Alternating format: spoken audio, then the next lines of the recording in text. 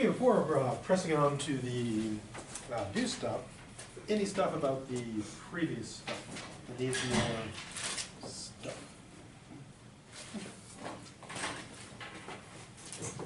Also, fun fact about expo markers and permanent markers. If you write over a, oh, it didn't work. Sometimes it removes it. Oh, my demonstration failed. And it kind of tricked me because the first part it erased, and then the rest of it, oh, there it goes. Yeah, okay, so it does actually work. But if you write over, if you have a permanent marker on your expo board, and you write over it with a expo marker, then it kind of, I guess, softens it up or something so you can remove it. And it's obvious why I know that, because people are like, hey, permanent marker. My words are super important and must be emblazoned on this wall forever. Until that darn glossary comes along with his expo marker. Okay, so last time we were talking about arguments and argument basics. And as I mentioned, there's kind of three main reasons to cover this. One is, of course, very practical for the paper, so you can do the arguments. Secondly, of course, is also kind of practical so that you'll learn about, basic critical thinking skills. And of course, thirdly, also practical for the exams and the quizzes. Last time we looked at the argument by analogy, which basically involves arguing by doing what?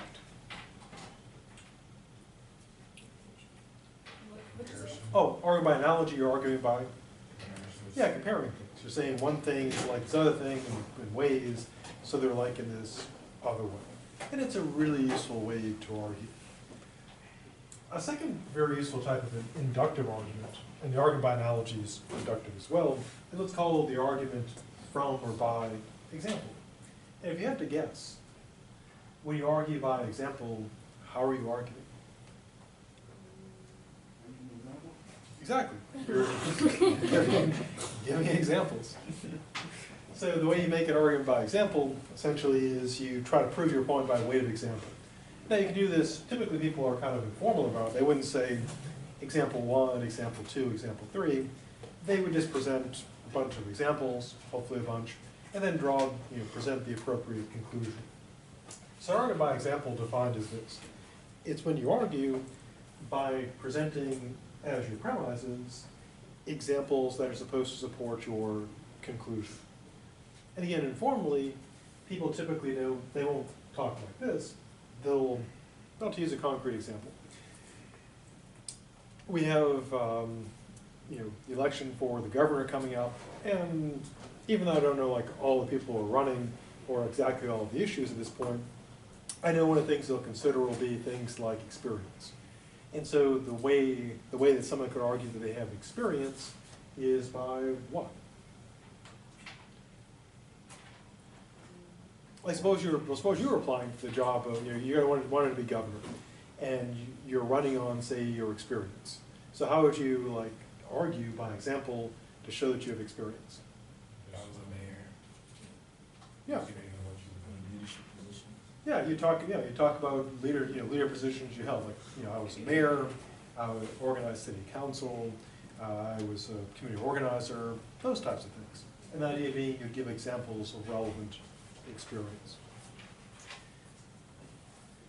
Now, the strict form looks like this. And again, for the most part, people don't do this in normal conversation because that would seem kind of weird. But here's how the form works formally. And premise 1 would be example 1 is example that supports the claim. Example 2 is example that supports the claim. Example N is an example that supports the claim, and so on. That should be T.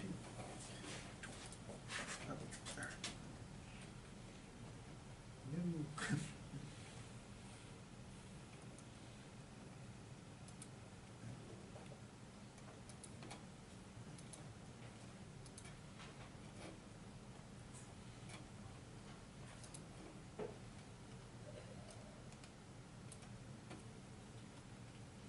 There we go. Corrected.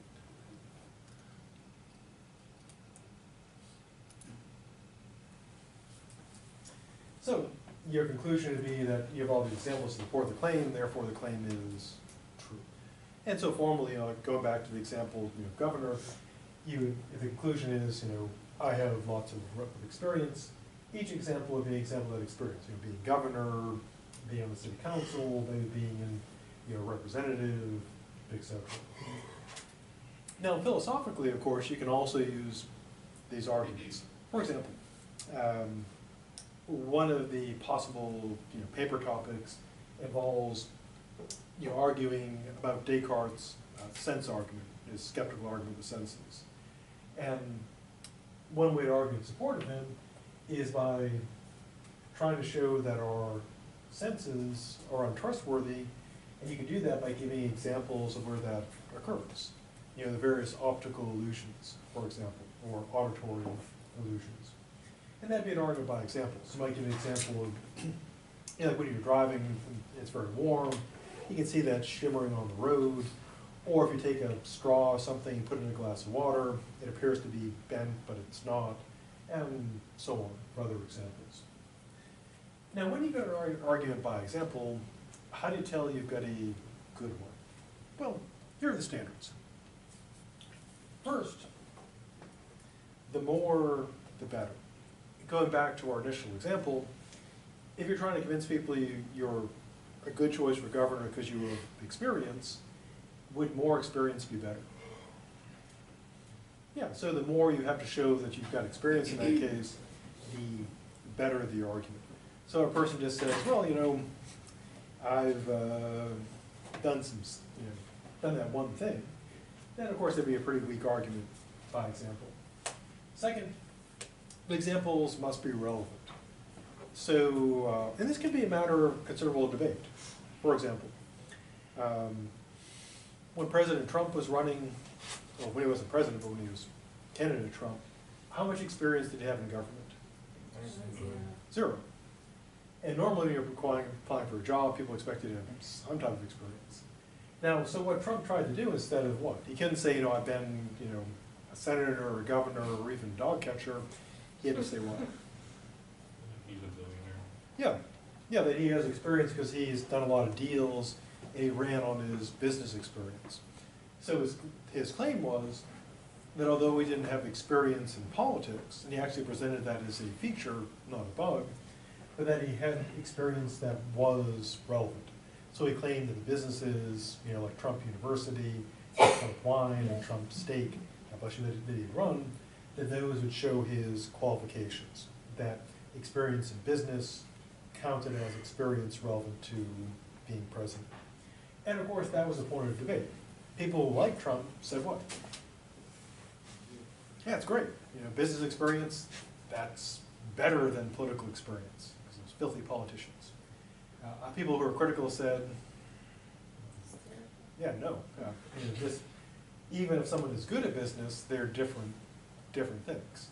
For example, if I said, well, I could totally be president because I got a lot of experience, teaching classes, people would probably say, oh, well, that's a little different. But I organize things, I do PowerPoints. That's like being president, right? Point stuff.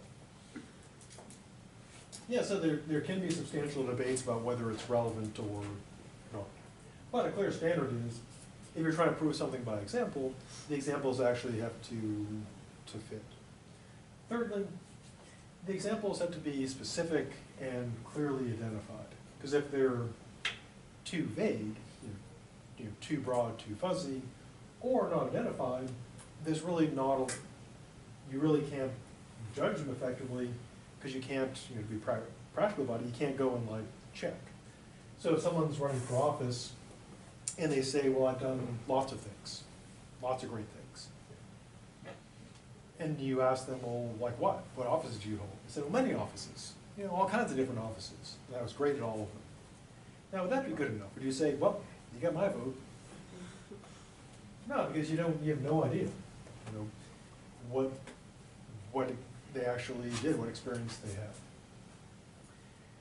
Now, the fourth thing is counterexamples. Now, if examples prove your conclusion or support it, a counterexample would do what? Yeah, it'd go and attack it. So if an example supports your conclusion, the counter ones go after it.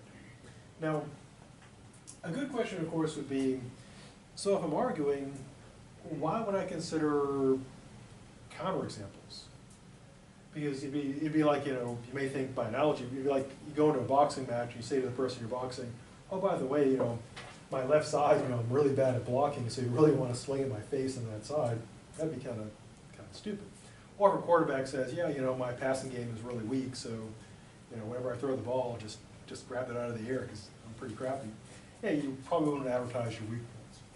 Now, but in the case of philosophical argument, the goal is not to win, the goal is to get to truth.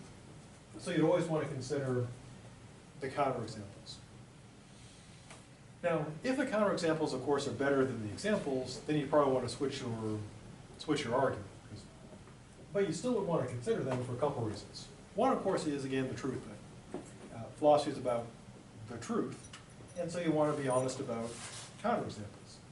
Secondly, of course, is the pragmatic concern. Now, from a practical standpoint, say in being persuasive, why would you want to bring up counterexamples? And to use a metaphor, suppose someone's done something, like take a politician. They've done something in the past that may be a little, not illegal, might get them in a little bit of trouble but not fired. Well, why might they want to actually bring that up? I guess increase trustworthiness. Yeah. Maybe a mistake. Yeah, because sort of, interesting enough, if you bring up something that seems potentially harmful yourself or counter your position, it gives you more, in a way, more credibility. Because if someone sees you're considering counterexamples, they'll think, wow, this person must be honest about their position. Also, going back to the example of, if you've got if you're running for office, you get that bad thing in your past, why you might want to get out there. In the case of many scandals, what ends up being the real destructive thing? The original scandal or what? Yeah, denying about it and just sort of letting it run. The person likes, oh, I never did that, I never did that. And it turns out they did that. The denial is often worse than the original misdeed. If they just would have said, yeah, I did that, sorry, it probably would have been better. So bringing up things that, especially if people are going to be aware of them, you'd want to bring them up because you can handle them. In the news, they call that what? You're getting in of the story. Well, where do you want to be when it comes to the story? Headline. Oh, you always want to be the headline, unless it's really bad. Oh, even then, it'd be okay. Yeah, they call it staying in front of the story, like in politics. Because if you get behind it, the story is leading you, and so you're not under control anymore. And so it's a similar sort of tactic, both, the standpoint of logic and fair critical thinking, you want to be honest, but it also, again, makes your argument look better. And if you know there are actually problems, it's always better to bring them up and be in control of them than have your reader sitting there thinking of all these problems without you being able to respond to them. Now also, as we'll see the way the paper is done, we'll talk about this in just a bit, you do bring up at least one objection against your own view. So if you use an argument by example to argue for your position, an easy way to build an objection is consider counterexamples. And so it's sort of a built-in way of countering. So to recap, when you're assessing an argument by example, there are the following 4 standards. First, number of examples. More, the better. Secondly, the relevance. The more relevant, the better. Thirdly, of course, there's how specific and clear and identified they are. And lastly, counterexamples, the more, the worse, but there's something that needs to be considered when you're being fair about the argument. Before pressing on to our last 2 inductive arguments for this course, anything about this that needs more stuff? More meaningless hand gestures. Got a bunch of those. Argument from authority. Now, today, can a person know everything? No. Now, back in the really ancient days, someone like Aristotle, for example, can know a whole bunch of stuff. Like, Aristotle was a ethicist, a physicist, a marine biologist, a political scientist. And the reason why you could kind of do that is because there wasn't as much knowledge. So you could have honestly claimed to have read all the books on the subject back then because there weren't that many books. But today, of course, if you're in a field, you'll typically, even if you're an expert, you'll be an expert at a very small part of it. So, for example, I run into this occasion myself, and people find out that I'm a philosopher, they'll say, oh, you must know all about Foucault, or you must know all about Heidegger, and you must know about all about this, and I'll say, honestly, you don't know. They're like, well, how could you not know that? I'm like, and I'll say, well, philosophy's been around 2,000 years, and people have been writing for 2,000 years, which meant if I spent every second of my day reading philosophy, I would be super dead before I could even get through a small percentage of it. So I can't know all the things. And you'll find this out in your own fields as well. There's vast amount of knowledge, and you'll be like an expert at a small subsection of it. Because of this, we have to typically turn to authorities, people who are experts as well. Sometimes we're the authority, sometimes someone else. So how are arguments from authority used? Well, one approach is just straightforward, this is true because the authority says so, trying to prove a point directly. Now, that can be kind of weak, especially in philosophy. Why? Well, pretty much for any position, you can find a philosopher, a famous philosopher who said it, and you can find the exact opposite position also presented by a famous philosopher. So saying, this is true because Descartes said so, well, you can turn to David Hume and say, well, David Hume says the opposite, so it doesn't work terribly well. Now, it can also be used essentially to not just like try to directly prove a philosophical point, because that's super weak, but you can use it to argue for things that are relevant to the philosophical point. For example, if you are arguing about, say, the deception of the senses, that they're unreliable, one thing you can do is turn to authorities on the senses and perception and cite them, saying that the senses are unreliable, in various ways we get deceived. So what does an argument from authority look like? Well, informally put, you're basically saying this. This person's an authority on the subject, they're saying this, therefore it's true. More formally, premise 1, person A is an authority on subject S. Premise 2, person A makes claim C about subject S. And then in conclusion, all kinds of mistakes in these slides. Yeah.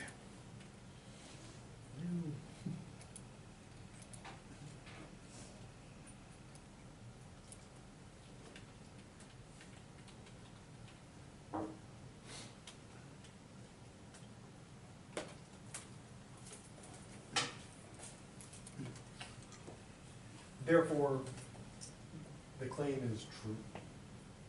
So, for example, a person might say, Dr. Jane Smith is an expert on the subject of perception. Dr. Jane Smith says people are easily misled by optical illusions. Therefore, the claim they're easily misled by optical illusions is true. Now, this is something we've all done when we've used footnotes and research paper. You're essentially making an argument by authority.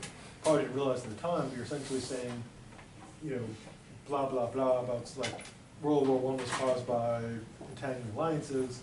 Footnote, you cite the source. Essentially, you're making an argument by authority. This is true because this authority says so. So how do you tell when you get a good argument from authority? Well, the key question is the authority any good? So there are the following questions matters to consider. First is, obviously the person's got to be an expert in the subject. Now this can be checked by credentials. The person has a PhD or a master's degree or certification, then they're probably got an expert. So if you have someone who's got a PhD in physics, they're talking about something in physics, or someone has an MD and they're talking about say patellotendinitis, then their claims are probably true. Second thing, of course, you have to consider is the person talking in their area of expertise? Because being an expert in one area doesn't mean you're an expert in another area. Now,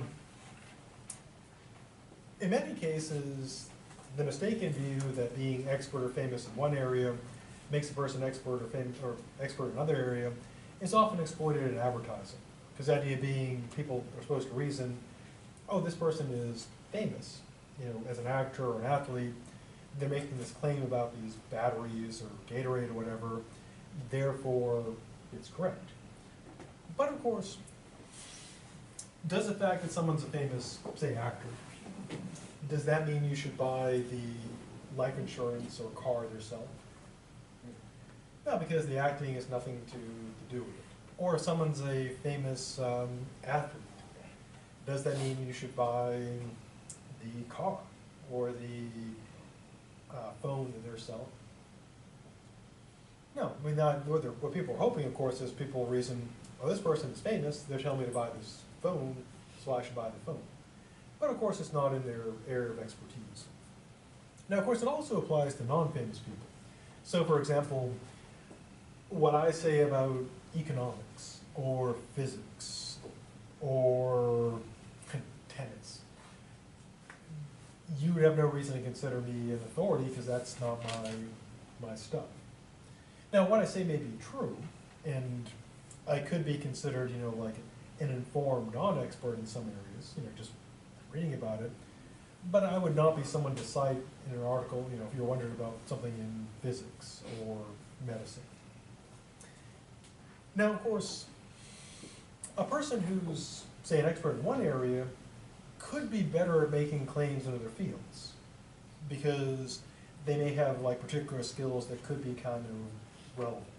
So, for example, I'm not an expert in medicine, but because of my expertise in critical thinking and how studies and stuff work, I couldn't assess the medical claims, but I could look at, say, how the experiment was conducted or the study was conducted, and say relevant things like the study wasn't marginal, for example, or there's no indication that there was control.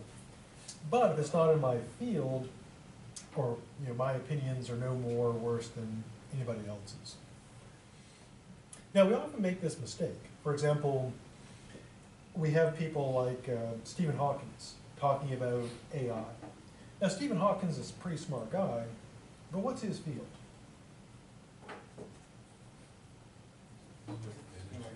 Yeah, astrophysics. I mean, and he's smart, so what he says is, he's just as, you may listen to because, he's really smart, but of course his comments about AI, you should look to someone who's actually an expert in the field.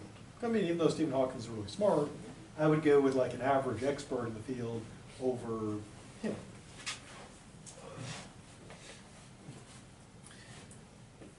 Another and final example, think about people who are expert in acting.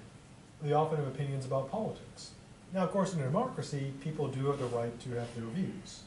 But just because someone's a famous actor, like George Clooney, does that mean they understand the nuances of politics or economics? No, unless they have experience, because there's someone could be experts in multiple fields. For example, Peter Weller, the guy who played the original RoboCop, he's a professor of classics, I believe. And so he's an expert in both. Dolph Lundgren, he actually has a master's in chemistry, so he's an expert on chemistry. So you could have multiple fields, but expertise in one area doesn't guarantee expertise in other areas. Thirdly, and this is a critical one, is there's got to be adequate agreement among the experts. Now, kind of the gold standard in appealing to experts and authorities is this. The majority opinion of the qualified experts is probably correct. Not guaranteed to be correct, because this is deductive, but the basic idea is that the majority of experts are probably going to be right, or at least have the best position at the time. Now, if there's disagreement among the experts, no consensus, and you're not an expert yourself, how would you know which expert was right? The answer is you wouldn't, because it's not your field. Now, not surprisingly, people often ignore this when it becomes a matter of their values and their political beliefs. For example, take climate change. I'm no expert. I mean, I got an A in earth science. Knocked out that physical science requirement back when I was an undergrad 1,000 years ago. Also took my Dancing with Dinosaurs course. Lots of fun, good times. Now, am I qualified to speak about climate change? No, you shouldn't listen to a damn thing I say about it because I'm not an expert. So when it comes to me, like believing or not believing in climate change, what I do is I follow my own, I practice what I teach. Namely that the majority of qualified experts probably have it right. And the majority of qualified experts say climate change is real. Now there are of course people who say, no, that's all politics or whatever, I reject climate change. But a reasonable question of course to ask in that case is, if a person is not an expert themselves, and the vast majority of experts say it's real, on what basis does a person deny that? If they say, well, there's this one guy, this one expert who disagrees with it. And the good question to ask is, why believe that expert? Why accept that? And if their answer is, if it's a credible one, that they have all kind of, they go through like provide all this proof, because occasionally the one lone voice is correct, but more times than not. But typically what it amounts to is, well, I'm suspicious of those other scientists. They're up to something. Well, it's not, but unless they can back up that claim that they're up to something, it has no credibility. So the reason why I believe in climate change is because I'm not an expert, but the majority of experts say it's a thing. Now, if the majority of experts came out and said, well, we screwed up all the data, it's not a thing, I would say, well, okay, it's not a thing. Because I'm not an expert, so I go with what they say. Now, does this mean that the experts, the majority, is always right? No, because it's inductive reasoning. So there are famous cases in history where the majority was wrong. But those are famous because usually the majority is right. You don't see headlines saying, shocking news, the majority of experts were right about this. That's not shocking. What's shocking is when the majority were wrong, because it's generally unusual.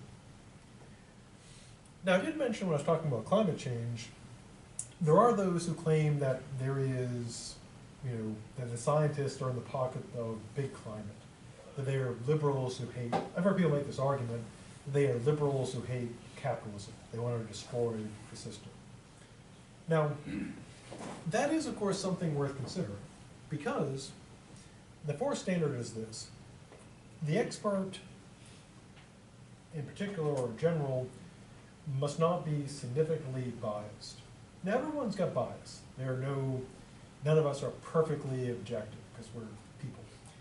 But the question is there actually significant bias? Something that would lean the person one way or another, where you could say, I am suspicious of their objectivity because of their bias.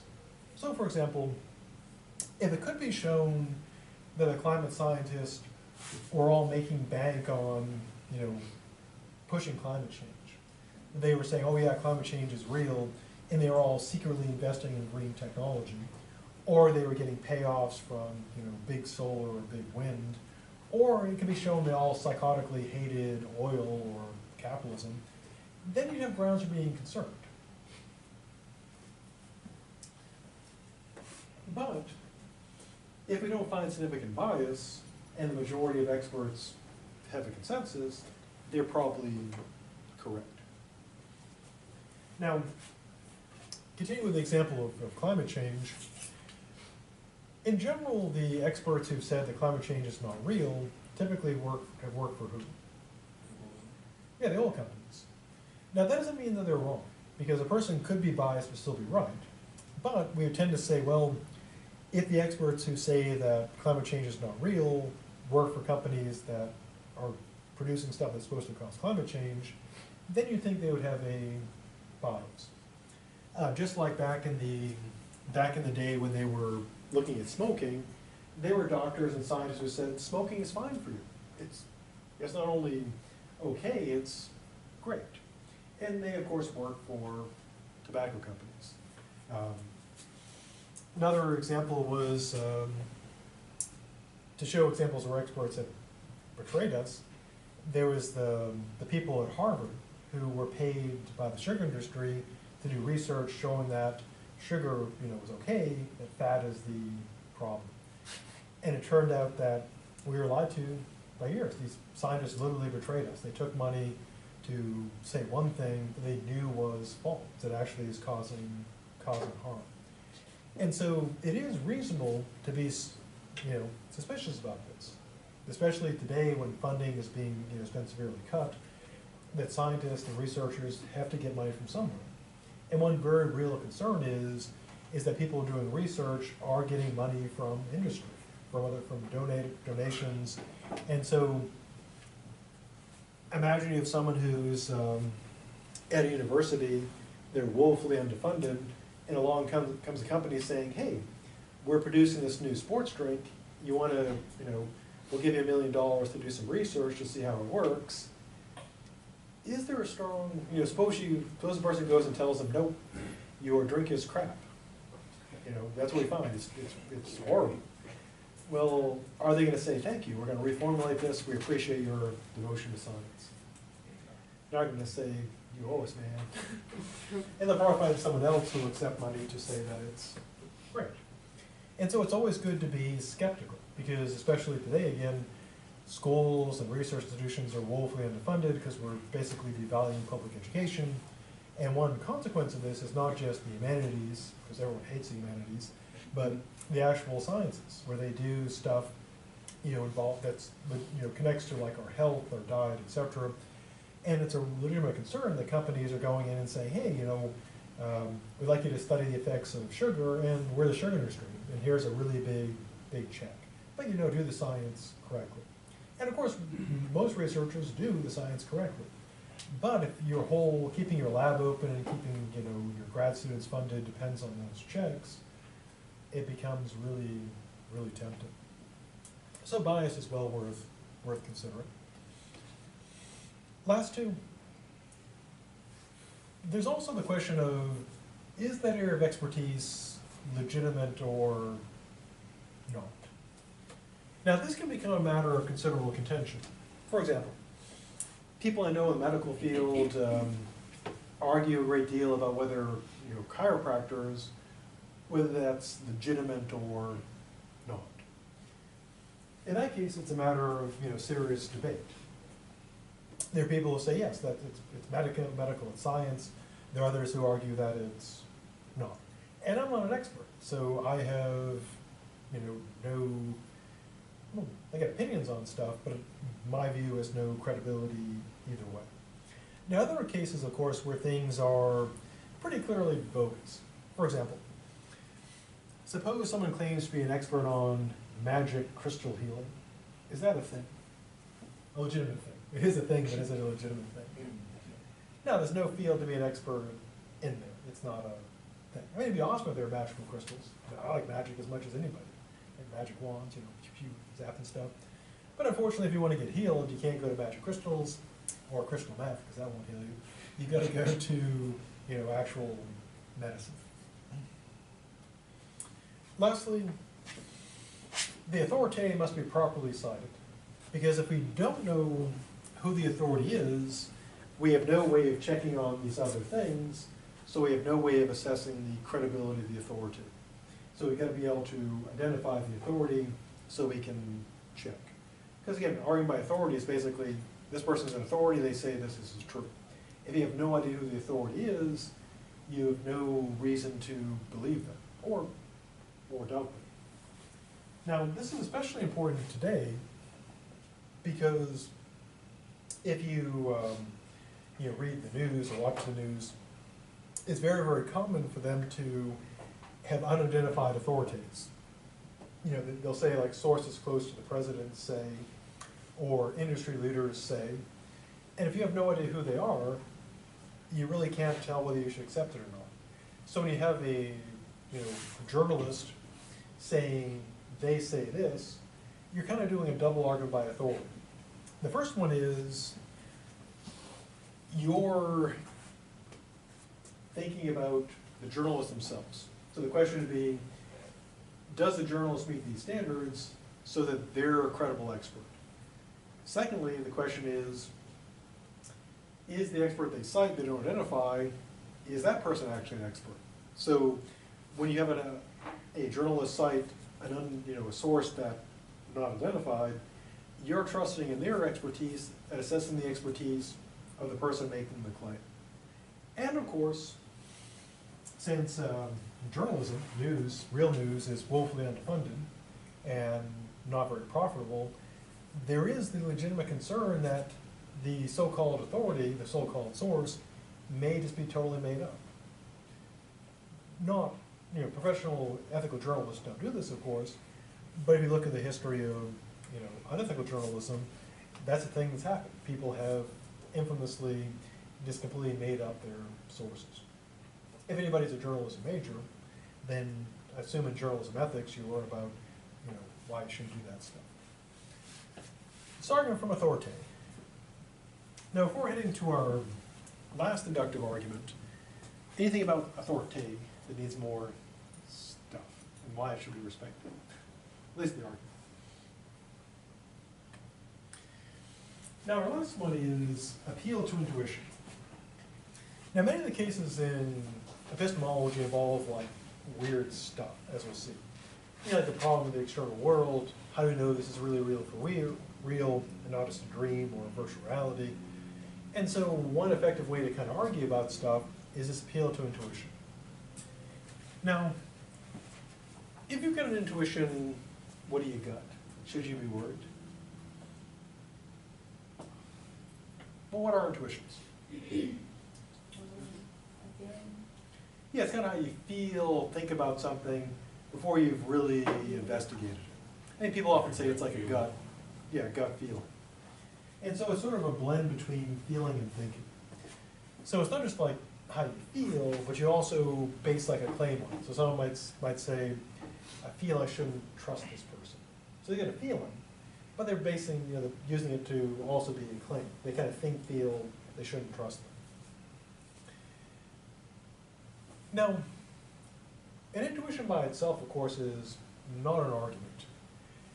Now, when it comes to intuitions, if someone shares your intuitions, they, of course, already agree with you.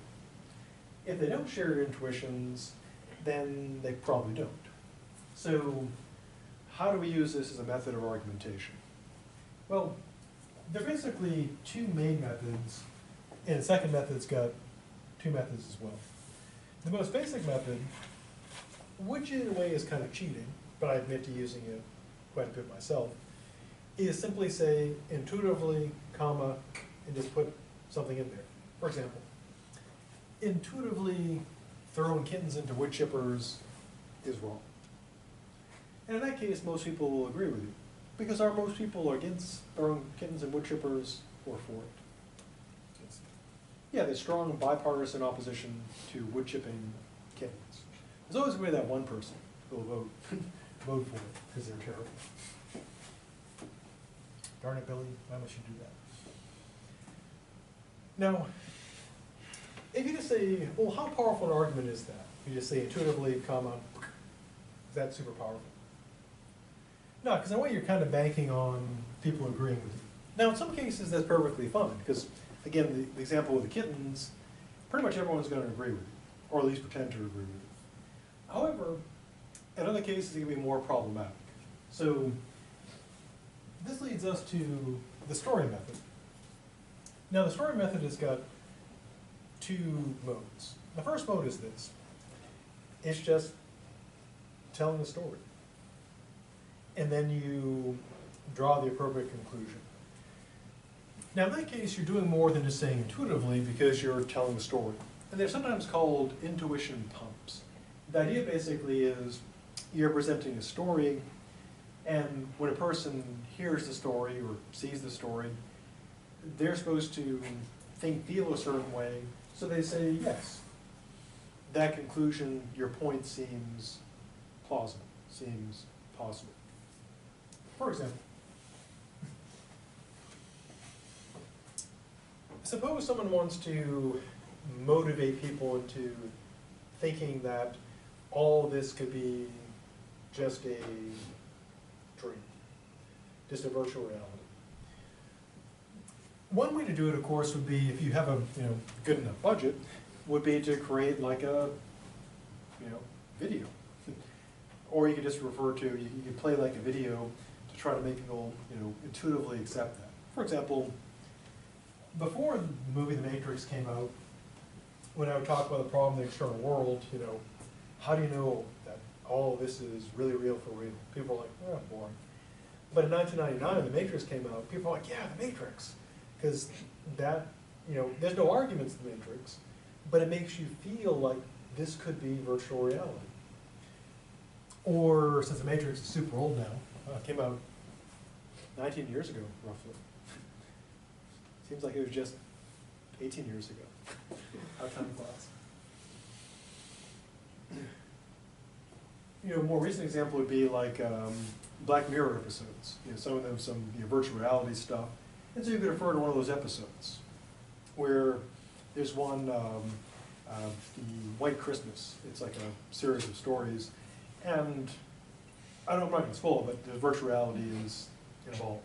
And kind of the question would be, if you see what that episode, you could easily raise the question, well, how would you know that you weren't in that situation? And again, there's no argument there, but a well-told story, especially with special effects and good acting, can motivate people to think, yeah, that could be a thing. Or another example, take the like the problem of other minds. How do we know that other people have thoughts and feelings? And kind of a sci-fi concern is, well, what if other people are just aliens or robots or something? And you could refer to a movie like Ex Machina, for example, or movies like Terminator, and say, well, there could be a machine that looks and acts just like a human, but isn't. It doesn't have thoughts or feelings. It just seems to have that. Like in the scene in the original Terminator where Arnold is sitting in the hotel room, and the cheap hotel, and the landlord comes up and knocks on the door and says, hey, you got a dead cat in there or something? Because he's all like shot up and stuff. And you see like a menu appear with the options. And the joke, of course, is what Arnold selects. And so in that case, the Terminator is not really thinking or feeling, it's just picking off a menu. And so you could think, well, if you get a machine that did that looked like it was human, and acted like it was human but wasn't, well, that kind of motivates the problem of other minds. How do we know that people aren't working like Arnold? And I think in the original Terminator, Arnold only has 16 minds, just 16, which shows an important thing, that the less Arnold says, the better, typically. So he's acting his best when he's saying the least. Because as they say, it's not what you say, it's what you don't say. And Arnold mastered that. So the story method basically involves an intuition pump. If you're good at storytelling, this is a pretty good choice, or if you like a little creative writing. So what you do is you would present a story in order to motivate the reader. So for example, if you're good at writing, you could create like a short, a very brief story about someone who thinks they're in the real world, but they're actually, they don't realize it, but they're in the virtual reality. Or like in The Truman Show, another classic movie. Also pretty old movie. Now, of course, by itself, merely telling a story doesn't prove things. So what you could do, sort of the full version, is story, plus after you tell the story to kind of make the person feel a certain way, you actually present an argument as to why the story should be convincing. For example, suppose you create like a short story, like a day in the life of Billy, and you're going through, and you've got the story of Billy going through his typical day, and then of course the twist ending is Billy is just a brain in a vat in an experiment, and everything is being fed into his mind by the scientist. That's the closing bit of the story, is the two scientists leaving the lab and turning off the light, and there's Billy's brain sitting on the table. Now, of course, you'd say, well, this story is just a story. Because when you're writing a story, the story ends the way it does because of why? That's how you want it. Yeah, because that's the way you wrote it. It's like when I was a kid, I always used to spoil people would always ask, who would win between Superman and the Hulk? And I'd always give the correct but, boring answer. It all depends on how you write it, because it's just a, story. So if they write that the Hulk wins, because that's how it's written. People are like, you suck. I'm like, that's why I pick philosophy. We're ruining everything since 600 BC. Along with science, also ruining everything at the same time. So what you could do is you could take the story and then show why it makes the case. And here's how you could do it. You could say, although this is a story of Billy's brain in a vat, and it is about a story, and it ends the way it does because I say so, think about this. How would you know whether you're in Billy's situation or not? What would be a definitive experience you could have that would be unquestionably proof that this is real? Anything you could experience that seems real could be experienced in that virtual reality, provided it was done carefully enough. And you can imagine the scientists aren't perfect and they could slip up, but they just erase Billy's memory. So maybe you have sort of like vague feelings that things aren't quite right. So perhaps you're a brain in a vat, and those vague feelings are your memory's been erased, when you found out. Or maybe you feel like things have happened before, deja vu. And that's because they have happened before, because you're in a simulation that keeps getting run through. But of course you can't be sure because there's no definitive way to show that this is real. Yeah, you could say, knock on wood, but you can do that in dreams. You could say, well, pinch yourself, but of course you can pinch yourself in dreams. So although a story is but a story, there is no definitive way to tell the difference. Therefore, the problem of the external world cannot be solved. And so you have the nice story that kind of makes people feel a certain way, but then the argument at the end to show why the story shows what it shows. And again, this is a pretty good method because you get to do a little bit of creative writing, you get to tell a story, and it kind of makes people, motivates people, but you also have the argument in there as well. Now, the way to counter an appeal to intuition is, of course, by giving a counter story or counter intuition. So you can have the battle of the intuitions, like the battle of the bands, but not as musical. Okay, before going to our remaining 24.13 minutes, anything about this stuff that needs more stuff?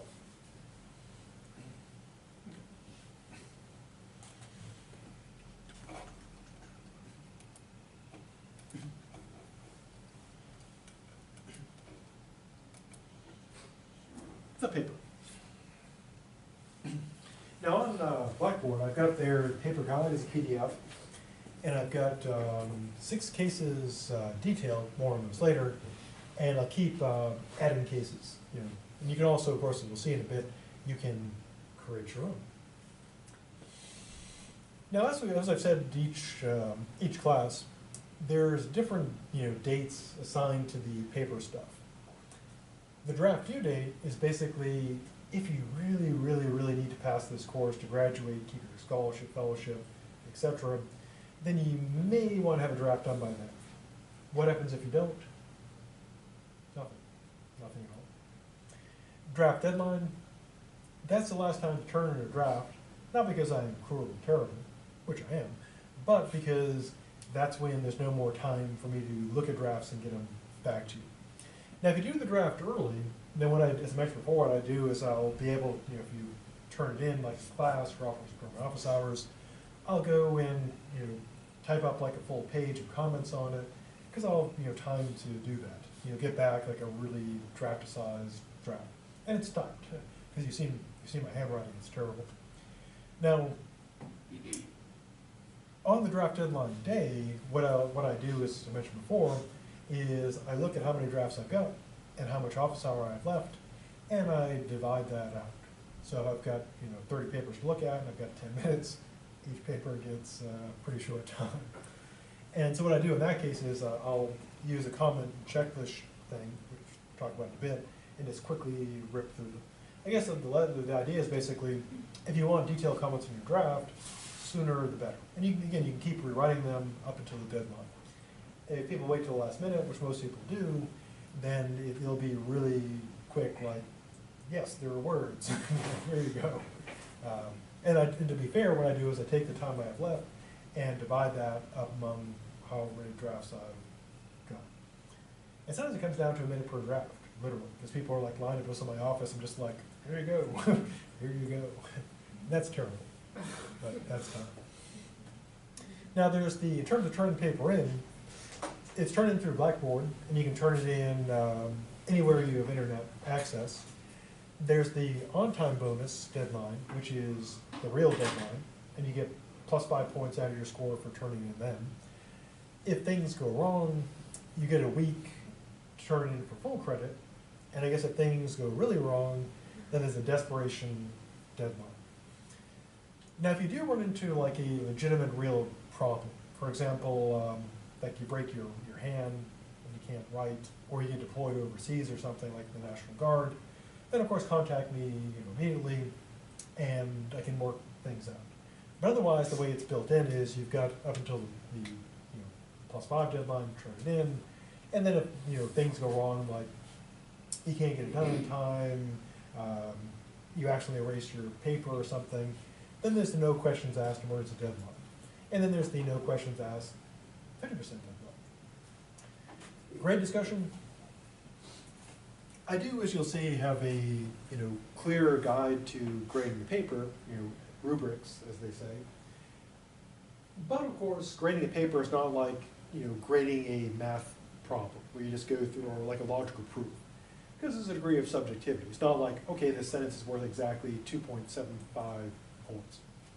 So if you believe that the grade on your paper is not the just, true, or fair grade for your paper, the thing to do is come during my office hours, and ideally, print a copy of the paper so we can have something to look at when we go over it, or I can bring it up on Blackboard. And then essentially you make your case. And the way grade discussion works is it's safe. I know there are rumors of some professors who will lower your grade if you come in to talk about it, which is kind of terrible. But in this case, the worst that could happen is you would leave the same grade you walked in with.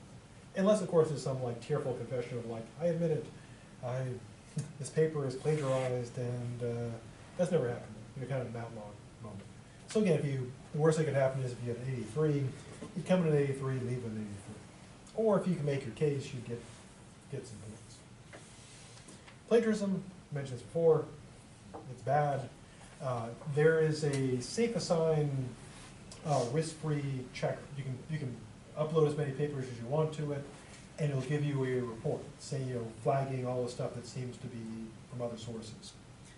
Now, as I mentioned before, I look at the report. I don't just go, 32%, failed, because there are cases where everything on the paper is fine, because the plagiarism checker doesn't recognize quotes or legitimate use. That's why it flags it, and I can go and check that.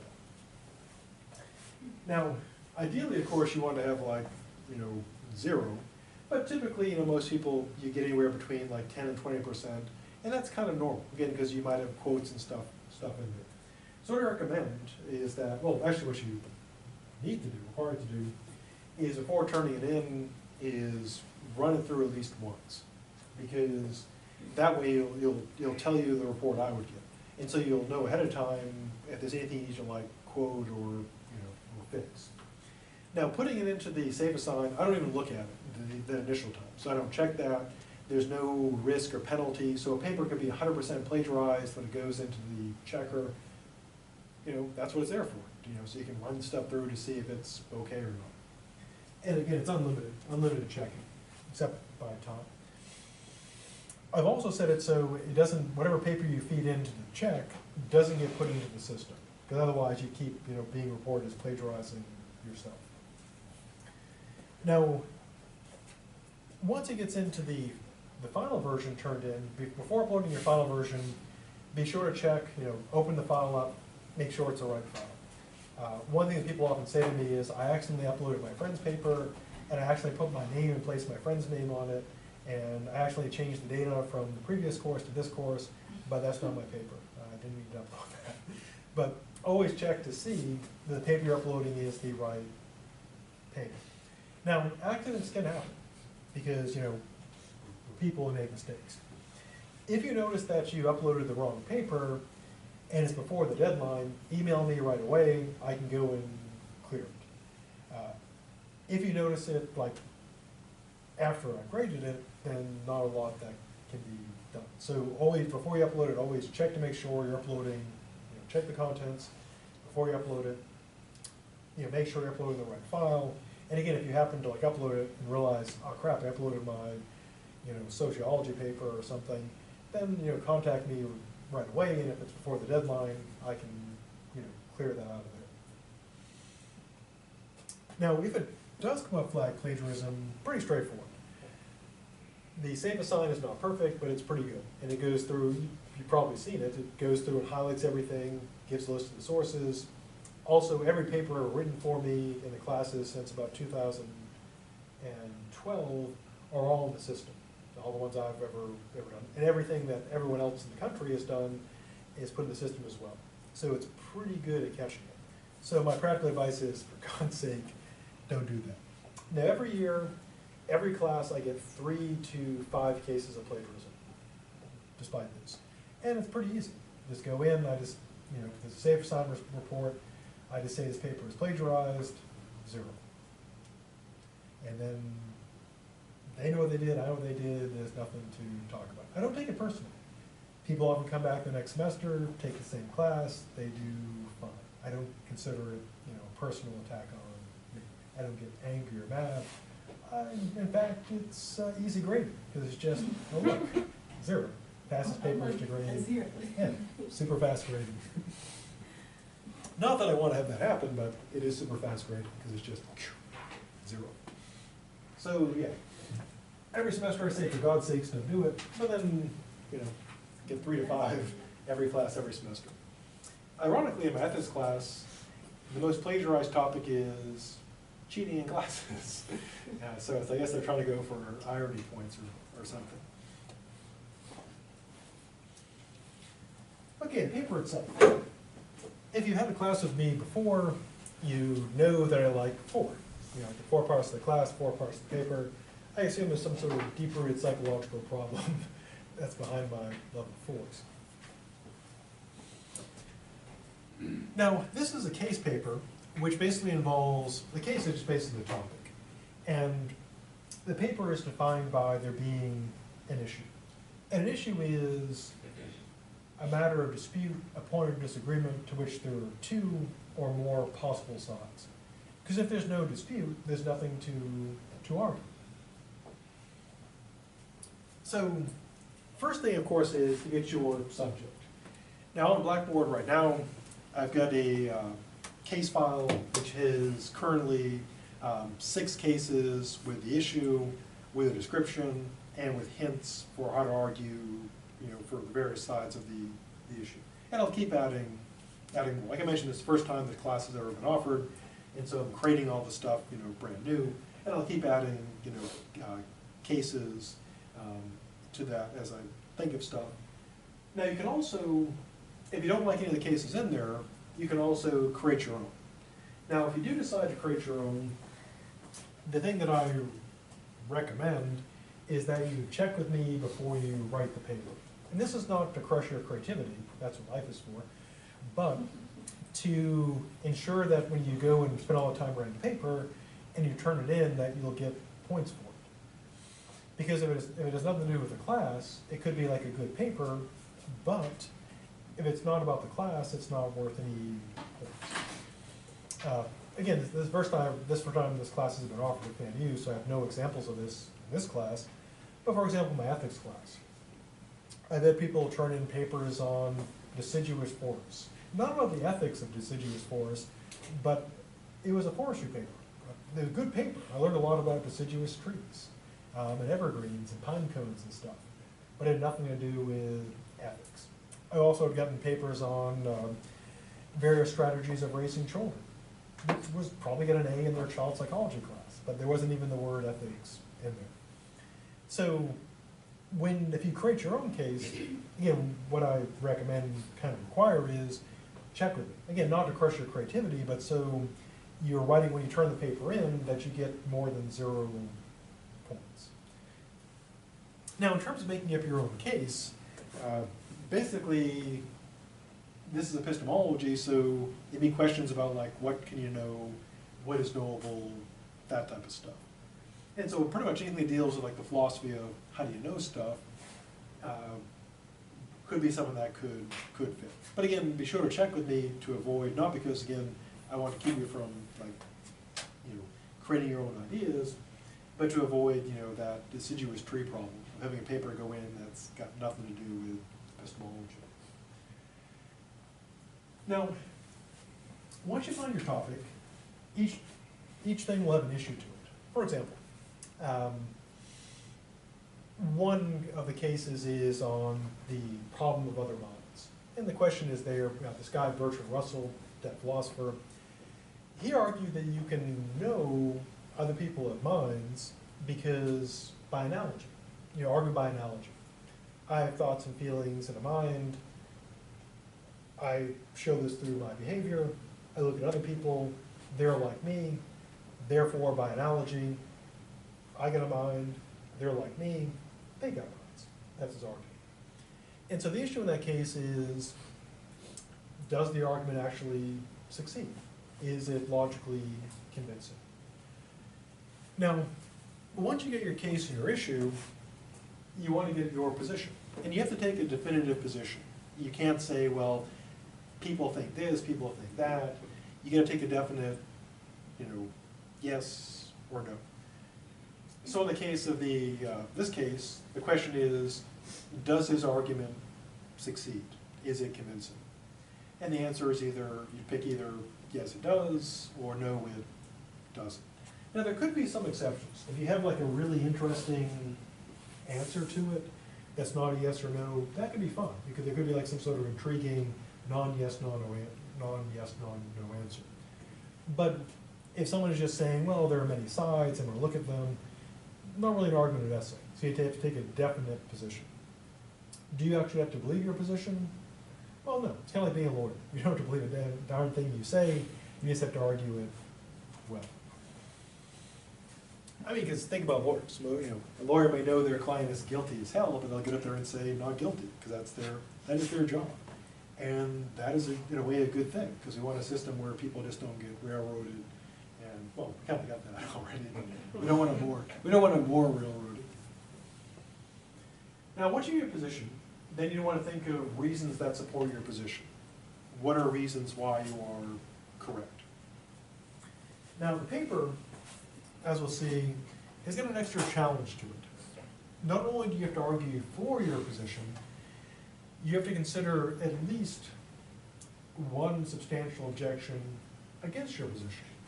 So you argue why you're right, but you have to present at least one argument as to why you're potentially wrong. And that's the objection.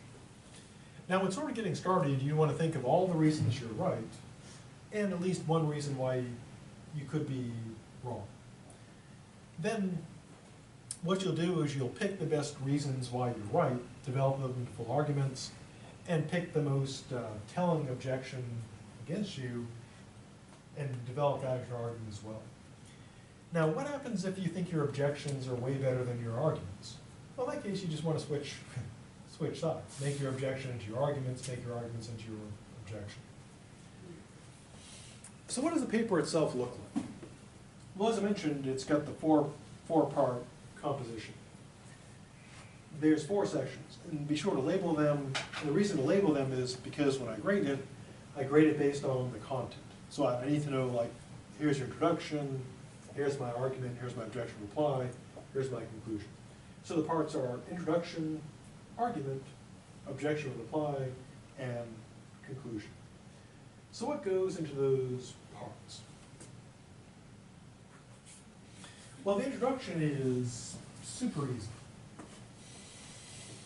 It's worth 5 points out of 100, and it should be 125 words or less. You can actually bang it out in well, a sentence, if you wanted to have like a long sentence. And it needs to do the following 5 things. Your thesis, your case, basically your topic, your position on the issue, a statement as to how you're going to argue, and some background. Now this can be done pretty concisely. For example, you might say, the philosopher Bertrand Russell, in addressing the problem of other minds, presented an argument by analogy to convince us that we can know there are other minds. It is my position that this argument does not succeed. I will argue for this position by applying the 3 standards of the argument by analogy to Russell's argument and show that he fails to meet them, therefore the argument does not succeed. I will, however, consider an opposing viewpoint, the argument is successful, but I will apply to this, showing that my original position is, of course, correct. And that is all 5 things. It gives the subject, what you're talking about, the case statement, your position, how you're going to argue, and the background. Now, since this is worth only 5 points, again, you'll want to keep it short, because you're getting just 5 points. You don't want to spend a huge amount of time on it for the 5 points. Now, again, first time this course has ever been taught, but in other classes, the record length for the introduction, I think, is 6 pages. So it was less than 1 point per page. And yeah, I do, that's why I do always give this, it's only worth 5 points. But 6 pages for 5 points is a lot of work for a lot of little. Yeah, so it should be, it doesn't need to be long. You just need to say what you're doing. Now, the meaty chunk of the paper is the argument section. It's worth 50 points. Should be about 1,000 words. Again, Gordon rule, blah, blah, blah, 2,000 words. So what should it contain? Well, first, worth about 10 points is your case information. That's where you'd set the stage. So, for example, if you're doing the case on Bertrand Russell's argument by analogy, you would briefly describe his argument so the reader knows what you're talking about. It's not like, it wouldn't be a report, so you'd want to be very concise. Or another example, if you're doing, say, the case on Descartes' dream argument, you'd want to, give a brief, concise summary of what the argument is, its salient points. Now, since the case information is worth 10 points, again, you don't want to go on and on and on and on and on and on, because you're only getting 10 points. So if you do like 6 pages of case information, you got 10 points, possibly. You might even get less if it's horrible. Now, once you've set the stage, and depending on what case you pick, you may have more or less information. So, for example, if you're doing like one where you're arguing against a particular philosopher or for them, then you need to lay out, their actual argument to provide information. If it's something that's, kind of a generic one, like I'm arguing about, say, the external world, the problem of the minds, then the case information may be shorter, because you're not actually, addressing a particular argument you have to tell the reader about. You're just talking about a particular type of subject. Now, the big chunk, 40 points, is your actual argument for your position. So after you give your case information, you give your position. For example, my position is that Russell's argument fails. Or my position is that Russell's argument succeeds. Or it's my position that you can never prove there's an external world, or whatever it might be on the issue. And then you go into the actual argumentation. So everything in the argument section, beyond the case information, should be supporting your position. It shouldn't be like just filling up stuff or giving anecdotes unless they're relevant. Everything there should be arguing to try to establish that your position is correct. Now, when writing this, you want to begin by brainstorming. Think of like, okay, what are all the reasons I'm right? And then, kind of like in a selection process, pick what you take to be the best couple of arguments. Because it may not sound like this, but the paper is actually, from the standpoint of a philosophy paper, pretty short, especially since you've got 2 sections. And so it's better to have a couple well-developed arguments than like a whole bunch of like little half-developed or underdeveloped arguments. So your objective is to build an effective argument that supports your position. Now, the objection reply is kind of the same. It's worth 40 points because you don't have the case information and you're just arguing. But you begin by this. First, you've got to raise at least one substantial philosophical objection. So, for example, if you're arguing for Bertrand Russell's view, saying he's correct, and the objection, you give an argument as to why Russell is not correct. Then the next thing to do is reply to that objection. You're basically trying to show why the objection, even though it's a good objection, does not succeed, why your original position still holds. Now, just like with the argument section, you want to have effective arguments. You want to make them as good as possible. Now, how do I grade this thing? Well, I won't grind through like all the rubrics, but basically what I look at is this stuff. First thing, do you present the case information, the issue in your position? Do you present arguments? Do you present an objection and reply to it? And the answer, if the answer is yes to those, that's good. Now there's also the quality, two other things are the quality of the writing. Is it clear, concise, well organized, accurate? Those are all pluses. Then there's the quality of the arguments. Are they well developed? Are the premises plausible? Is the reasoning good? And those are all pluses. So that's how it's assessed. Now again, I've got the full rubric here, so if you want to grind through the rubric, you know, see exactly how it rubricizes, all that stuff is in there. Now, what are some common mistakes people make that kill grade points? Well, here's what you want to avoid. First, it's an argument in a paper, so you want to avoid just writing a report, because that will get you at most like 10 points for having a relevant report. Second, even though you're taking a position on an issue and objecting to it, you're not comparing and contrasting different views. So for example, you're not saying Russell said this, someone else said that, let's compare and contrast them. You're saying, this is my position, this is why I'm right. This is not to say that compare and contrast papers are bad, it's just not the objective of this paper. Another common mistake is no arguments, just saying things that are arguing for it. Should be more. An argument, but not a philosophical argument. And of course, another problem is it's on a topic that's not epistemology. And of course, the biggest thing is plagiarism. Final bit, conclusion. To write your conclusion, copy-paste your introduction, or copy and paste it into the conclusion, and make two changes. Change one, go from I will to I did. So you'd say, in the introduction you'd say, I will argue that, and in the conclusion you'd say, I argue that. And then you replace the minimal background with some final relevant remark.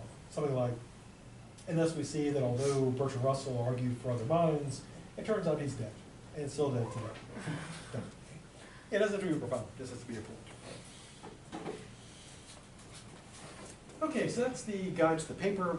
There's also, as mentioned, there's the complete PDF guide on the website. Also, I've got the cases going in there, and I will write a sample paper for it. As soon as I have the sample paper done, I'll add it to the paper guide and put an announcement there. So have a good rest of the day, and I'll see you all in the future.